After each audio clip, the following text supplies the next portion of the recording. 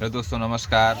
हाम्रो देशको नेताहरू जति छन् राजनीति गर्ने मान्छेहरू त्यसको छोराछोरी सरकारी स्कुलमा पढिरहेको छैन भने तपाईको जति टिचरहरू छन् त्यसको छोराछोरी सरकारी स्कुलमा पढिरहेको छैन भने तिनीहरूलाई नेतृत्व पनि गर्नबाट वञ्चित गर्नुपर्छन्।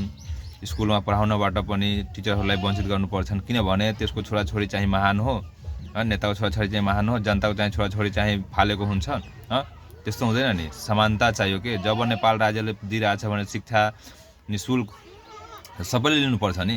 त्यो आफ्नो छोराछोरी बोर्डिङ पढाउने अनि टिचरले पनि आफ्नो छोराछोरी बोर्डिङ पढाउने, जनताको छोराछोरीले चाहिँ स्कुलमा पढाउने कस्तो ज्ञान दिइरहेछन् त्यो आफ्नो ज्ञानमाथि उसलाई विश्वास छैन भने हामीहरू जनतालाई कसरी विश्वास हुन्छ कि त्यो राम्रो पढाइरहेछ। त्यस कारणले हाम्रो देश बिग्रेको छ।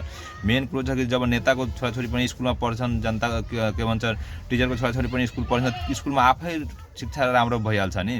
अनि यति भन्नै पर्दैन। त्यस कारणले सबैजनालाई स्कुलमै पढाउनु, सरकारी जति सुख सुविधा दिएको छ, हस्पिटल होस् चाहे जे होस्, सबैको लाभ अगर सरकारीमा लिइरहेको छैन भने जनताको छोराछोरी होस् या टिचरको छोराछोरी या कर्मचारीको छोराछोरी होस् लिइरहेको छैन भने त्यो सबैलाई वञ्चित गर्नुपर्छन्। त्यो कुनैलाई नेपाल राज्यले पैसा तिर्नु पर्दैनन् किनभने समानता चाहियो हामीहरूलाई, अरू केही चाहिँदैन। जब जनताको छोराछोरीलाई सरकारी पढाउनु छ भने नेताको छोराछोरी पनि टिचरको छोराछोरी पनि सरकारीमै पढ्नुपर्छन्। त्यस्तो छैन भने तिनीहरूलाई नेपाल राज्यले वञ्चित गर्नु, कुनै न तलब दिनु न तिनीहरू राजनीति गर्न पनि पाओस् भनेर यस्तो नियम लगाइदिनु संविधानमा। हस्त नमस्कार, धन्यवाद।